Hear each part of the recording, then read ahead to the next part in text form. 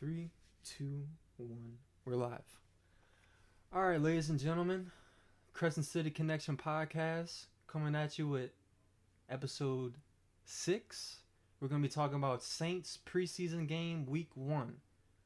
We're going to talk about, what looked good and what looked bad. I got my cousin Blake on the podcast with me. Filling in for a couple guys that's working a little OT. Can't blame him on that. So, what you thought about week 1, preseason? Blake? Well, you can't really take too much from the preseason. It's just as long as we get out of there healthy, as long as nobody gets healthy. An early preview. It's just a glorified practice, really.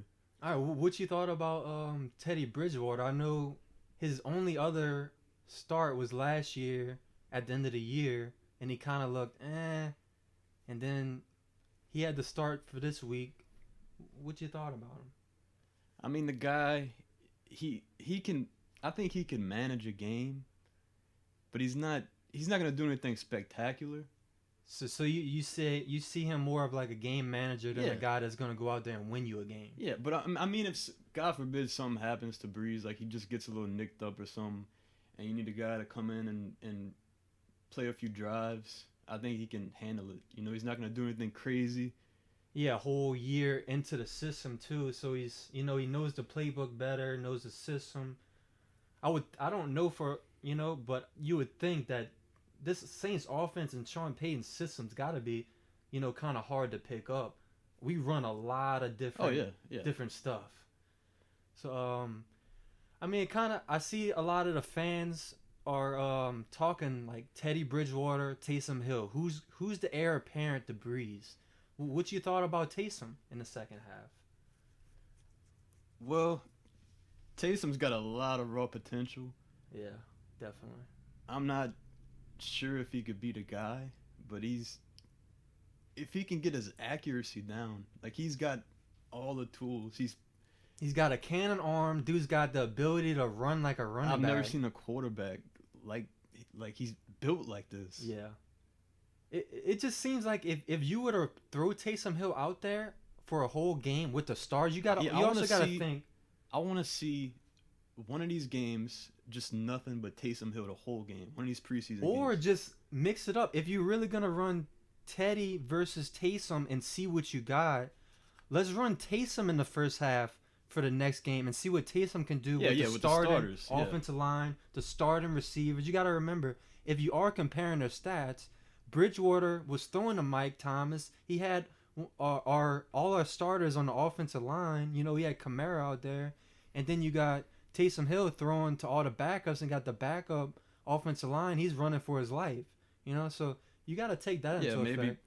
Flip it around the next game. Give him the starting, the starting receivers and offensive line and see what happens. I think if this is Drew Brees' last year, they're gonna do that next year in preseason. It's really gonna be a battle next year. If this is Brees' last year, next year preseason is gonna be a true battle. This is not really the battle, Well, to be honest, I'm not really convinced either one of these guys are gonna be the new quarterback. Yeah, I think Bridgewater is just filling that role as a backup right now. A cheap backup. Definitely Taysom Hill has the higher ceiling. I think maybe Bridgewater has the higher floor, Like, Teddy's not going to go out there and lose you a game. Like, Taysom might, make a mistake just because Bridgewater has more experience and he's not going to throw a really bad ball. This is another thing I've seen with Bridgewater.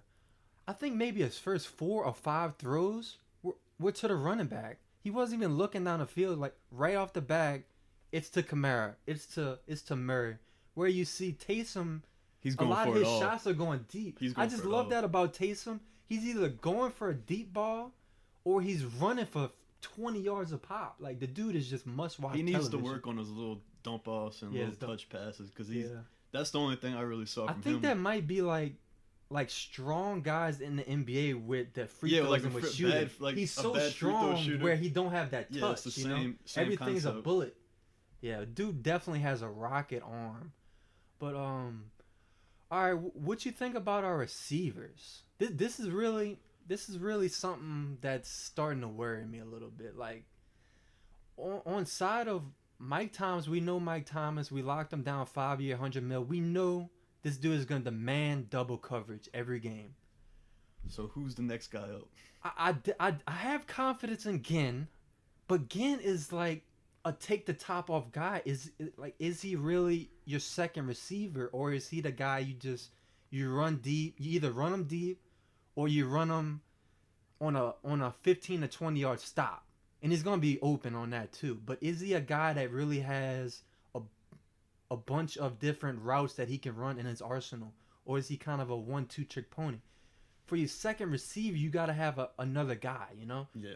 Do you think Traquan Smith is that other guy for us? Like we waived Cam Meredith. I was kind of thinking he could have been the guy. Rashard Matthews, he actually retired after we waived him. And I mean, do you think Traquan Smith is the guy? Well, from what we've seen, he just doesn't look like it. He drops a lot of balls. He's not really a big guy. Yeah, he's small. If you're small, you gotta have something that separates you. You gotta have like great hands Or that Tyreek Hill speed. Yeah, great speed. I just don't think he has it. Yeah, I gotta agree. Like I'd say probably the first 4 or 5 weeks last year, if you asked me the same question, I would have said, yeah, Traquan Smith, he looks great. He don't drop balls. He's got a good chemistry with Breeze. You know, he caught the record-setting touchdown for Breeze last year, if you remember. And I mean, it seems like after that it was just all downhill. Downhill. After that, he just started dropping everything, and Breeze lost confidence in him, and that's when you seen other guys had to try to get in that role.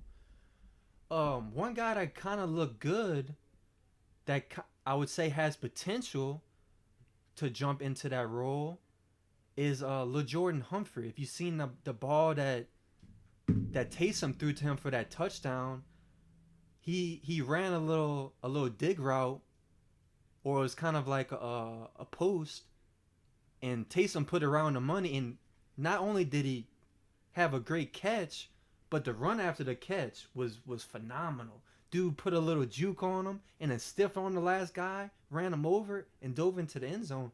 And actually, him coming out of Texas, that was his biggest thing, is that like his run after the catch is great. And he actually caught another ball from Taysom earlier before that. It was like a 3rd and 10. Taysom threw it to him for about 5 yards. He made 3 guys miss and got the first down. So he could be a real asset for us. First of all, what a name. Lil Jordan. He sounds Lil like a rapper. Jordan. It's just Lil Jordan. L-I-O yeah, Jordan. I love that. What a name. I love it.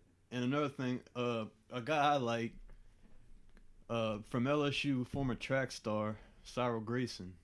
I'm not sure if I said the first name right, but whatever. But he had a nice catch on the sidelines. I think it was in the first half. Yeah. Pretty nice catch. Over the shoulder, got both feet in, and probably gonna need to see a bigger sample size. You know, They did run him. I seen on like some little jet sweeps and stuff too. They were really trying to show off his speed. He's got world class speed. Yeah. Well, I think they might just, if he does make the team, they could just use him like they did Tommy Lee Lewis. Kind of on the little jet sweeps and maybe little screens, throw it to him right off the line, put a couple blockers in front, and see if he could use his speed and get a little bust play. But so he didn't play football for LSU? Was he just strictly track? I think the thing was he had a track scholarship, and one of the stipends, it prevented him from playing football. Okay. I guess they were worried about him getting injured or whatever, but yeah, he's been on a few rosters in the NFL, and he's just been bouncing. So he's not a rookie? No, I think he's 25, but he's bounced around a few times, and he's trying to make his hometown team. He went to Rummel, he's a local guy. Oh yeah, that's definitely a crowd favorite. I'm pulling for him because we definitely need some more weapons for Breeze. Another guy people might not know about, he didn't play in the first preseason game because I think he got a little nagging injury. but I'm pretty sure he's going to play in this week. But he's been turning heads and getting a lot of praise in training camp so far. He's a rookie, undrafted rookie out of Northern Arizona. His name is Emmanuel Butler. Remember this name. He's been getting a lot of praise from Breeze and Sean Payton. And ex offensive line Zach Strief covers the Saints now, and he said that this guy is a star in the making. Strief said about Butler is that kind of once every 8 years you hit the lottery. He went on to say that he's a guy I think you turn around 3 or 4 years and you just be like, I can't believe we got that guy undrafted. We stole him. So I'm pretty excited to see what this guy is gonna do. The only reason he went undrafted is because he only played 2 games his senior year at Northern Arizona. He got injured. So that could be a diamond in a rough guy that could solve a lot of our problems here. I mean, I haven't seen him, so I'm not going to go out on a limb and say he's the guy, but he's turning a lot of heads. So I'm definitely tuning in to week 2 of preseason to see what this guy's got. A few other things we want to talk about with the Saints about receiver. Des Bryant came out and said that he's going to give the Saints the first chance to sign him. You know, we signed him last year and everybody was kind of pumped. And then right when he got here, he tore his Achilles, so that kind of sucked. So hopefully he can recover from that Achilles, and if we haven't found a guy to solve that problem at wide receiver yet, you know, he can come in and possibly be the answer to our prayers. I mean, Des Bryant, I mean, he was pretty good. Oh, yeah, no doubt. At the Cowboys, he was never a guy that's going to get a lot of separation, but he's a guy that... He's got hands. Oh, he doesn't drop no ball. You put it in his vicinity, he's coming down. At the very least, he could be another red zone guy. Another red zone target. Yeah, we get definitely down to the end zone. We need somebody, another guy to throw to. He can. Speaking of red zone target, I think Jared Cook is gonna be a monster in the red zone. Dude, 6'7". Oh, Breeze is gonna have a field day. Dude, this is gonna be great. All right, this is some more news that just came out today. The Saints are making a $450 million renovation to the Superdome that will be completed by 2024 for the Super Bowl. I'm saying this because I have an issue with this. All right, I love the Saints. I definitely want the Superdome to be top notch. But dude, $450 million into the Superdome, and you got about 450 million potholes around the city that are sinking the cars every day. Cars are dropping into them potholes and are never found again. Take some of them $1 million and go fix them potholes. All right? Take half that money and go fix some potholes. Fix the infrastructure around New Orleans a little bit, you know? But I won't get too much into the politics. I just wanted to say that. Speaking strictly from a sports angle on this, it needed to be done. Yeah, because the Superdome is a huge source of revenue for the city. Yeah, tax revenue, tourism.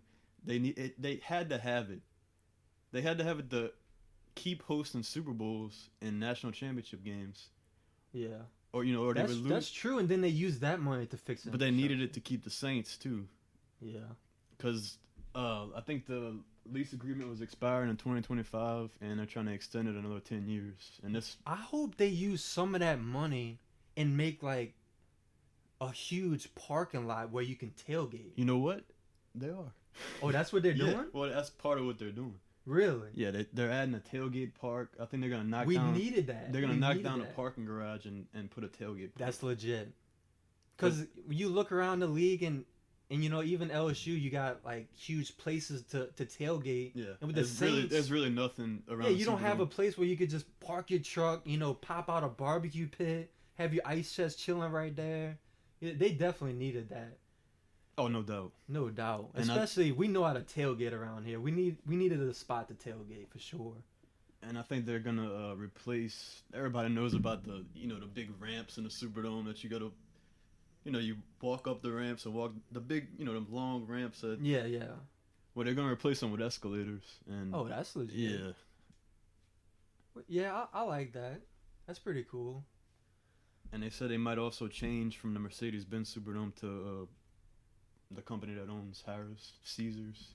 It might be the new sponsor Oh, in 2021. okay. Okay. So they're going to take the big old Mercedes-Benz logo off the top. But a Harris logo. Hey, that You can gamble in the Superdome. dude, it's coming. We know that's coming.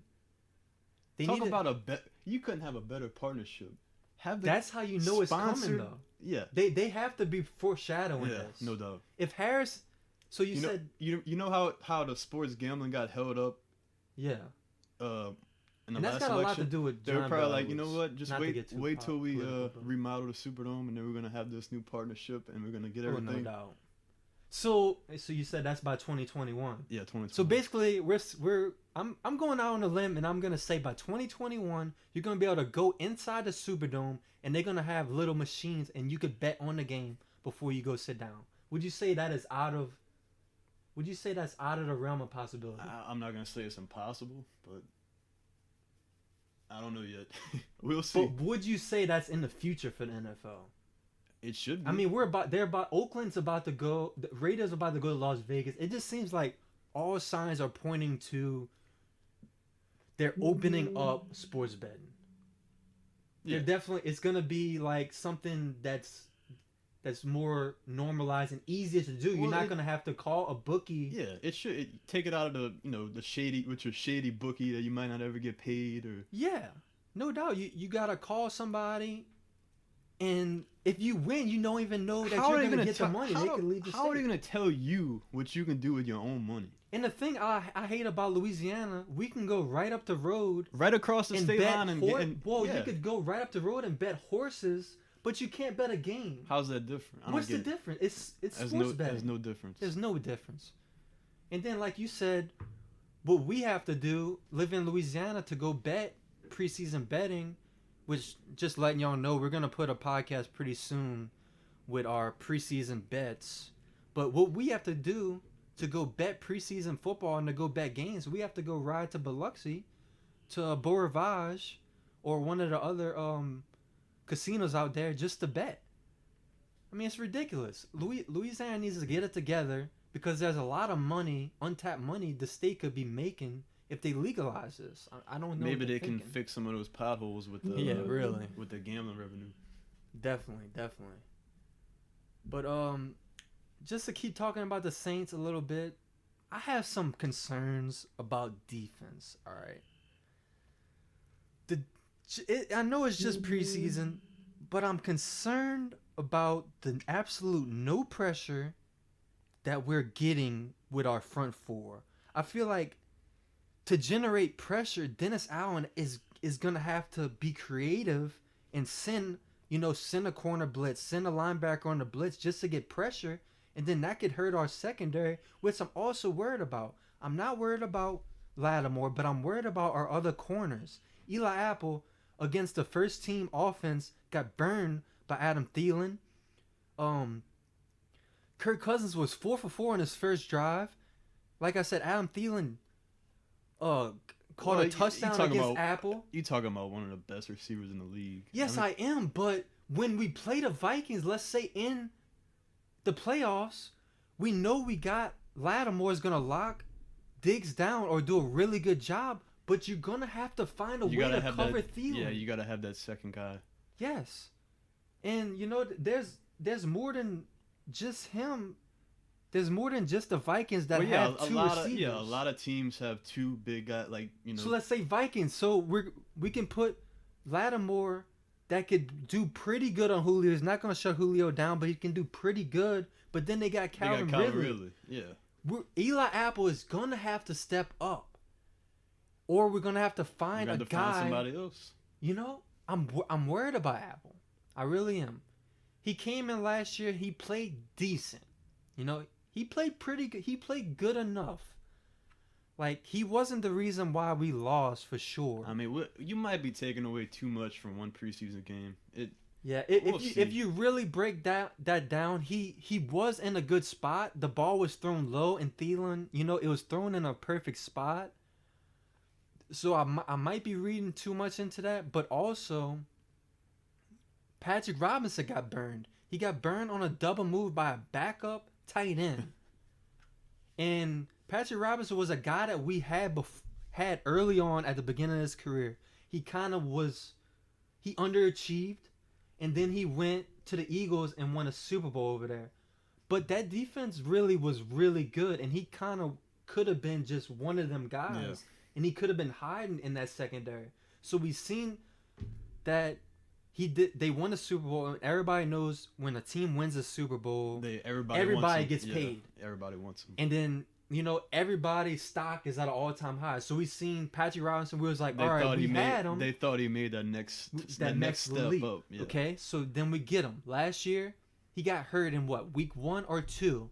Even before he got hurt, he got burned a couple of times by Fitzpatrick with Deshaun Jackson.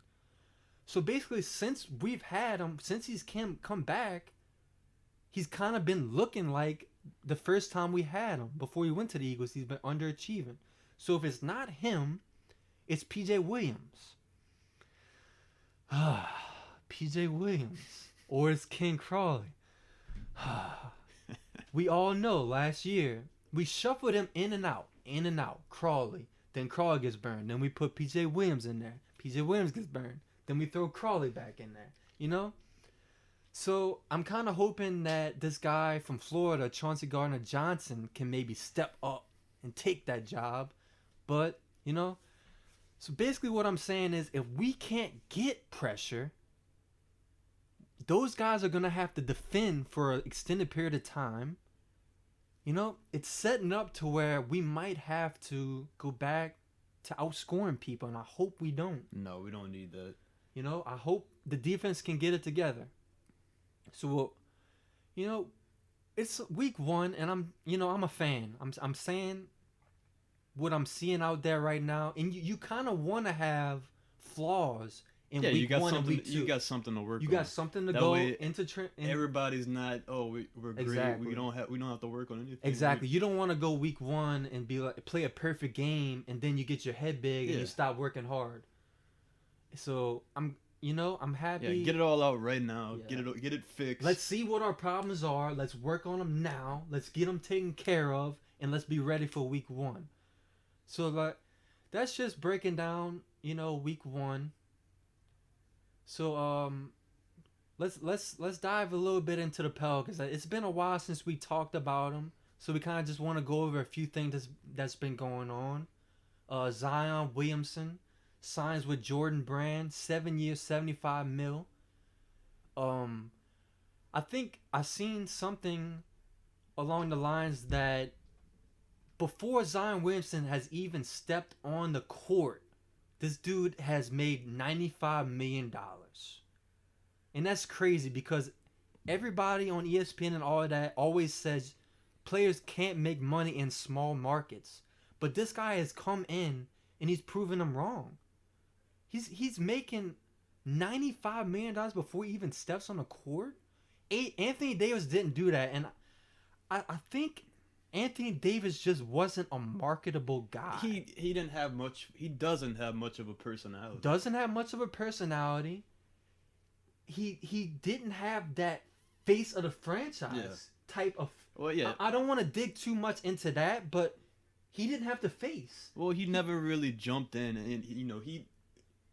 It feels like he never embraced the city when he was here. Like Zion just jumped straight in. Like as soon as he gets here, he's like at a charity basketball event with David Griffin and there. He's right away. And the things he says, it's like he says all the right. Yeah, everything he says.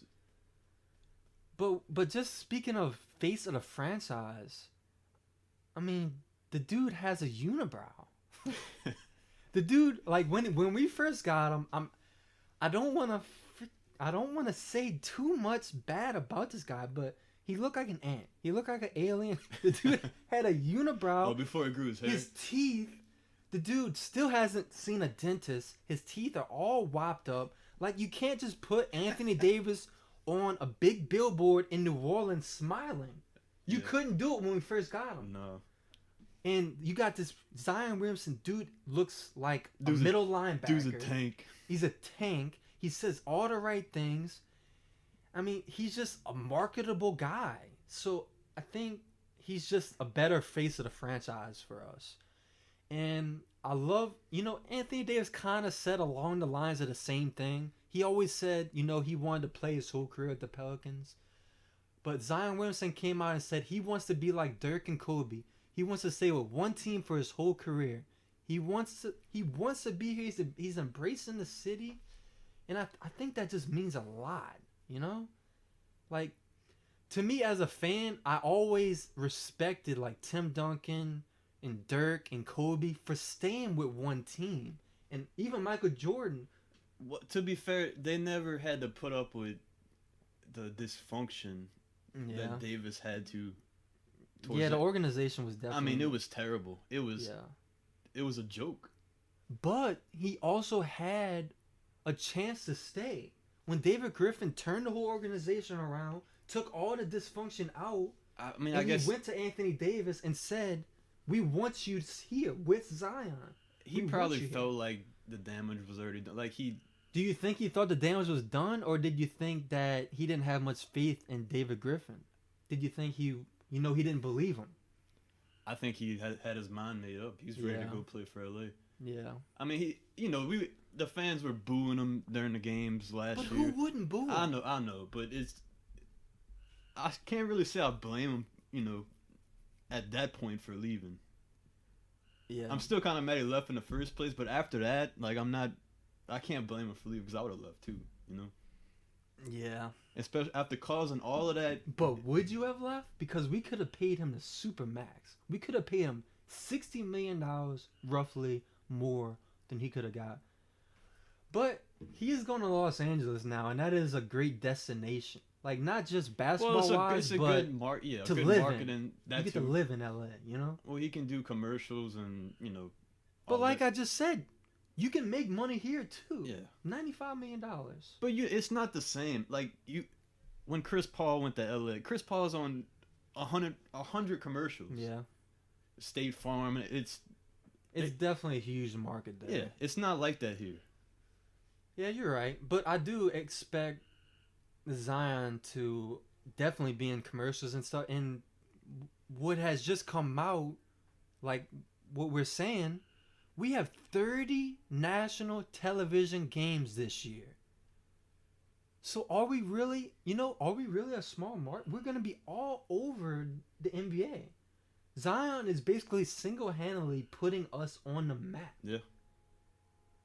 And he can turn this whole team around. He can make New Orleans Pelicans a free agent destination, which is already slowly starting to take place. We signed guys like JJ Redick. Who would have thought that we could have signed him? I mean, I wanted him, but I didn't think we was gonna guys get like him. that just don't come to New Orleans. No, like, they go. I figured he would go with LeBron, and like, go chase the ring. biggest free agent sign? Like, Cousins was the biggest free agent sign that we had. Yeah. Yeah. Besides that, who came here? But that was a trade, really. Oh, that was a trade. That was a trade. We traded Buddy Hield and a few other guys. Sure was. So he didn't, Yeah, I think he wanted to come here, but he didn't sign. Like, he wasn't free agent signing. I guess Tyreek Evans might have been the biggest one. Yeah. And that was probably just because we threw the bank at him. It used to be if we wanted a big-time free agent, we would have to overpay. We got J.J. Redick to come here, and we didn't even overpay. We got him on a pretty good contract. Yeah, he wanted to come here. Nobody had incentive to come here. Now there's incentive. Yeah, definitely Zion Williamson is turning this team around. And speaking of the national televised games, we playing the Nuggets on Christmas Day, and I think we also playing the Nuggets on Halloween night. I might be mistaken, but I think we played them on 2 holidays. So another thing I want to talk about is David Griffin has come out and said, in quotes, we'll probably play the fastest style of ball maybe ever. The guy has said he wants to play the fastest pace in the history of basketball. And I think we have the roster to do it. Last year, we played the second fastest pace behind the Atlanta Hawks, and we didn't even have the roster capable to play fast. Look at our roster now. Lonzo Ball, Brandon Ingram, Zion Williamson. We have the guys capable of just running. Run. Like, I think that is going to fit with Alvin Gentry's style. It just seems to me like David Griffin and Alvin Gentry are on the same page, and we're building the team. David Griffin is building a team exactly like Alvin Gentry wants it. So I just feel like if he can't win this year with this roster, yeah, this is his last chance. But that's the way it should be. You got to have the GM and the coach on the same page. Yeah, I agree. They got to build the team the way he wants it to be built. He definitely didn't have the roster that he wanted to play his style. So will his style fit, or will it won't? Or will it not? I'm sorry about that. So he's definitely on the hot seat to me. I said that in a previous podcast, but he is. I'd give him. He just signed an extension. I think I'd give him like 2 years. Would you really give him 2 years? Well, I mean, 1 year. What's your expectations? What does he have to do with this team that you would say, I want to give him 1 more year? Probably a few games out, like so just barely missing the playoffs. Yeah, contending. Like that's worst. That's worst case scenario. If he does worse than that, then if we don't have a chance to make the playoffs, he's out. Yeah. But if he's close, I mean, because it's a stacked Western Conference. Yeah, it's stacked. It's excusable because there's so many teams that are going. But if you look at us on paper, you just. But like you said, it's a new team. The team has to learn. Yeah, you got to give. Mesh. I give him 2 years max. That's it. And if we somehow bomb this year, then he's out right away. If I'm not mistaken, too, before the All-Star game, we have the second hardest schedule in the whole league, so it's not going to be easy. No, but towards the end, it gets easier. Like the last 15 games or so. If we're close, there's a chance we can make. Yeah, I think the last 15 games we're playing 10 basically lottery teams. Yeah. Teams that were in the lottery this past year. So like you said, we're in contention. We can pull off a nice winning streak that could get us into the playoffs. All right, I just want to say a couple other things about the Pelicans. Brandon Ingram is back on the court, healthy from his injury last year. He's back. He's resuming basketball activities.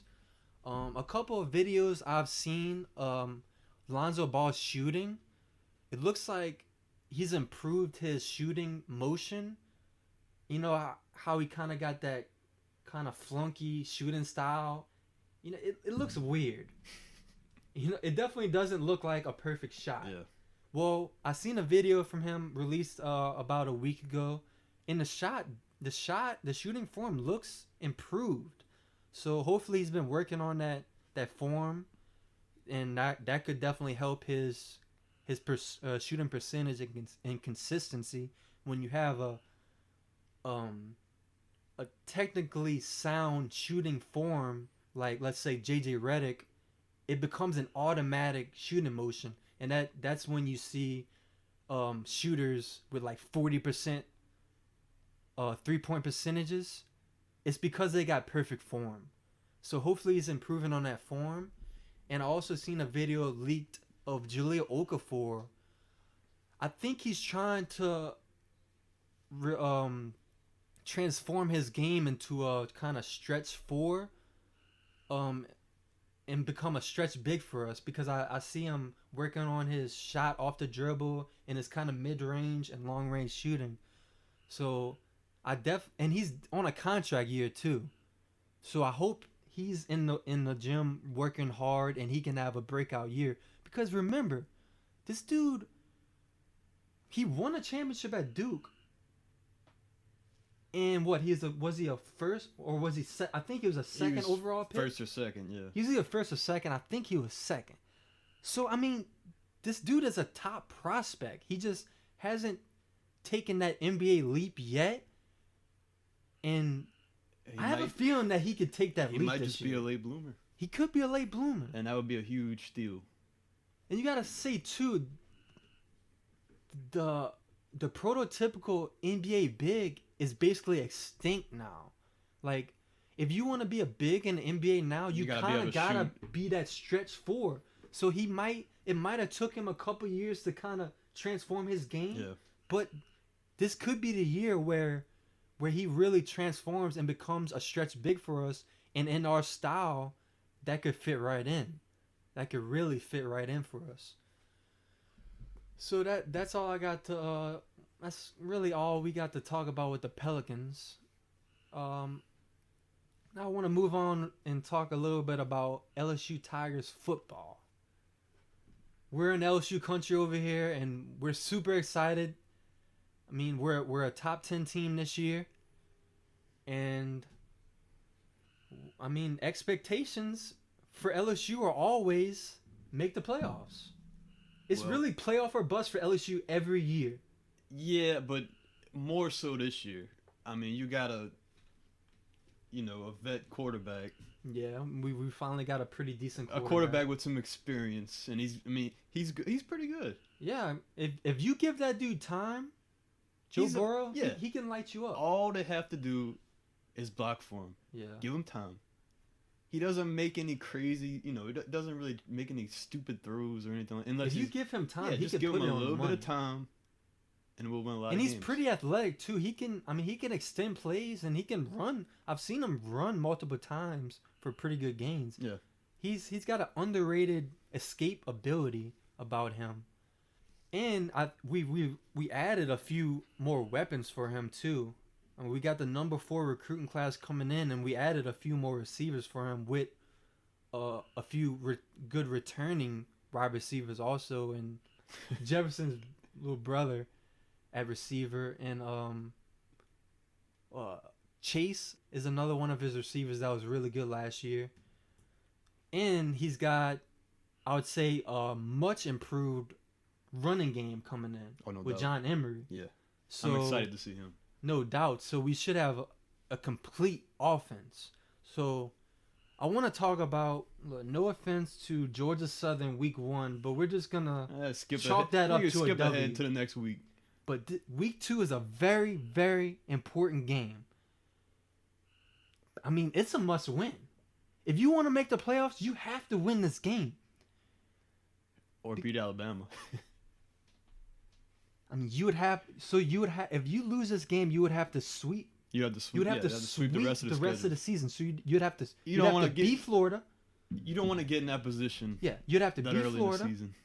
You'd have to beat Mississippi State, Auburn, Alabama, Ole Miss, Arkansas, Texas A&M. Yeah, let's just say it's a must-win. So, if we win this game, we can afford to lose to let's say, Alabama or one of them other games and still get in. So, to me, it's a must-win. It's a must-win game.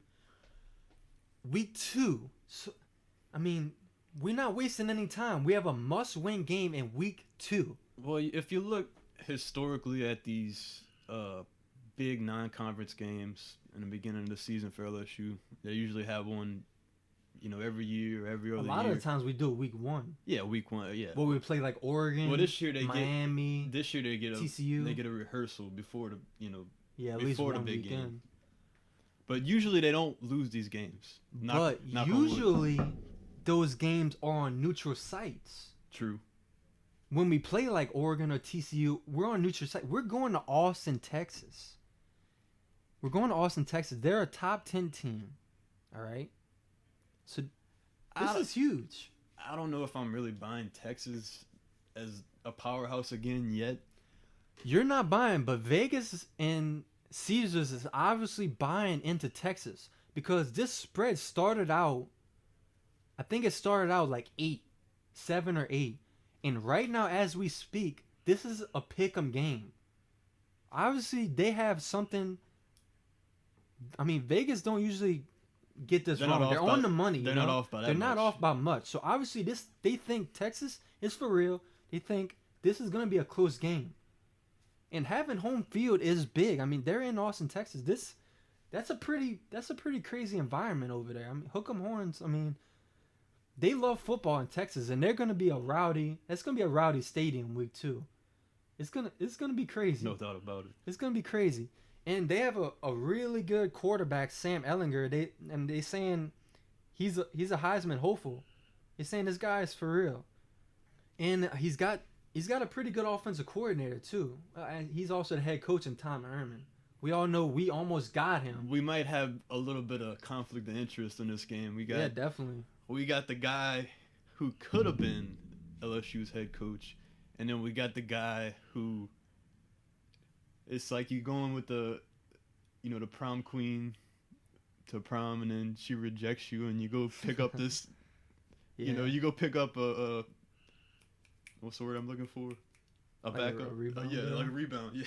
Yeah. So pretty much Ogeron would be the rebound to our coaching search. Yeah. So there might be a little bad blood between them. Oh, there's definitely gonna be bad blood. Cause I mean, right off the bat, we're preparing for Texas right now. Yeah. As soon as we can get on the field, we're preparing for Texas. No doubt about it. Because I mean, we got Georgia Southern first game, so Texas week 2, and then after Texas, Northwestern State. So I mean, We can go all out in that game. we're preparing for Texas because after Texas, we'll have a whole week where we don't even have to prepare for Northwestern State either. Really, we could use that time and start preparing for like Vanderbilt, which they're not. I kind of like how they set the schedule up this Yeah, year. the schedule is set up pretty nice. The beginning, at least. It's hell at the end like it usually Well, is. it always is. And it never is for Alabama.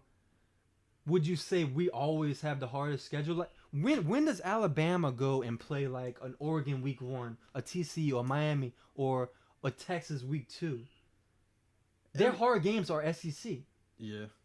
This year, I can't even say this year they're playing Duke. That's their non-conference Exactly. game this year. That's exactly my point. Their non-conference games are always a cakewalk, and our non-conference we always play at least one, either top 10 or top 15 non-conference opponent. Yep. Always. So I mean that's got to come into effect when we lose. Let's say we lose an SEC game. You got to remember we have a tough schedule, but I do like that we play these tough non-conference games early in the season because we're battle tested. Yeah, you don't want to go, steamroll through your first 5 or 6 games, going to conference play. Everybody's head's big. Yeah. You never got tested. And By the time we get into SEC play, we're always battle tested. yeah, we're ready. And I like that. And the big thing that pops out to me is 3 of their starting offensive linemen. So that Sam Ellinger he's a top-notch quarterback. If we could put pressure on Ellinger and he's got to throw quick and we got them corners playing bump and run, We're going to see some turnovers. definitely. Either that or some sacks. So I'm liking what I'm seeing there. And I know that LSU switching to the spread, which I definitely want to see, but I think us pounding them with the running game, by the time it gets to the second half, we're going to wear them down.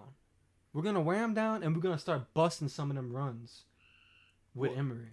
Yeah, typically That's typical LSU football. Well, especially for the non-conference games. It works. It works for the non-conference. It works in the bowl games, and because they don't match up up front. Definitely. But when we're playing Alabama, when we're playing Alabama, you gotta change it. You gotta change it. You can't. Bro, you can't run into a brick wall over and over again. Saban will stack the box on LSU until we prove that we can throw the ball. Every year. And he's going to keep doing it. And the best chance we had of beating Alabama, the last chance we had, really, was when we had Zach Mettenberger, we had Odell Beckham, and we had Jarvis Landry. And from the first play of that game, we were slinging that ball all around the field. And I don't think they were ready. I think that they thought we was gonna be typical LSU and we was gonna run the ball, and they had that box stacked. I think if we come into this game against Bama and we just start throwing the ball on them, I think we can catch them off guard and we could beat them. I think we have a chance to beat Bama. We have a real quarterback. We have weapons on offense, and we have a good enough defense. There's a chance. We gotta change it up somehow. Look, bro, I'm tired of losing to Bama. It's been like 10 years, man.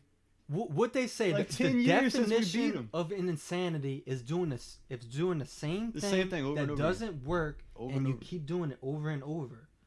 I would rather lose throwing the ball now, because we try to run it against them, and they stack the box. Even when we had Fournette, he couldn't run because they would stack the whole box against him. We have Don't to matter throw. It don't matter who's back there. Nobody can run you're through a not gonna brick be able wall. to run. Yeah. I'm not gonna be able to run through a brick wall. I'd rather lose with us just laying it on the line and throwing. Let's air raid them. I'd rather Burrow have 4 picks and we Exactly. get destroyed than just running. Because at least we're trying something Yeah. new. LSU, the expectation, like I said, playoff. The Saints, expectation, Super Bowl. Pelicans, expectation, playoffs. maybe playoffs. I say definitely playoffs. Contending. Look, the expectations are playoffs. I'm not saying we make it to the playoffs, but our expectations should be playoffs. All right? Like I said, LSU expectation playoffs. Not saying we make it, but that's our expectations every year for LSU.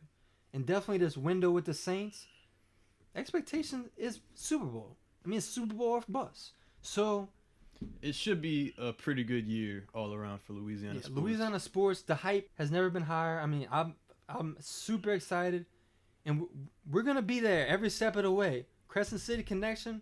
When big things happen, we're gonna be there.